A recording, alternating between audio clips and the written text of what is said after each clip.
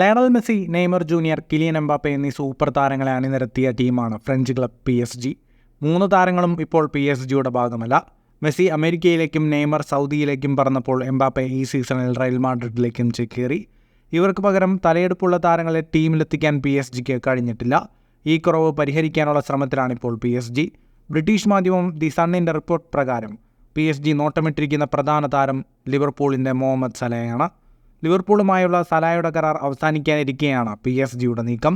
വമ്പൻ ഓഫർ നൽകിയാൽ ഈജിപ്ഷ്യൻ താരത്തെ സ്വന്തമാക്കാമെന്ന് പാരീസ് ക്ലബ് പ്രതീക്ഷിക്കുന്നു.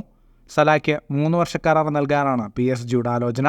സൗദി പ്രോ ലീഗ് ക്ലബ്ബുകളും വമ്പൻ ഓഫറുകളുമായി സലായ്ക്കൊപ്പമുണ്ട്. മെസ്സി, നെയ്മർ, എംബാപ്പെ എന്നിവരെ നഷ്ടമായതോടെ ആഗോളതലത്തിൽ PSG-ക്ക് ആരാധകരെ നഷ്ടമായിട്ടുണ്ട്. ഇത് PSG-യുടെ സാമ്പത്തിക നിലയെയും ബാധിച്ചു. ഈ പശ്ചാത്തലത്തിലാണ് PSG വീണ്ടും വമ്പൻ താരങ്ങളെ സ്വന്തമാക്കാൻ ഇപ്പോഴേ ശ്രമം തുടങ്ങിയത്. ഫുട്ബോൾ ലോകത്തെ കൂടുതൽ വാർത്തകൾക്കും വിശേഷങ്ങൾക്കുമായി സ്പോർട്സ് കഫേ പോൽ തന്നെ സബ്സ്ക്രൈബ് ചെയ്യുക.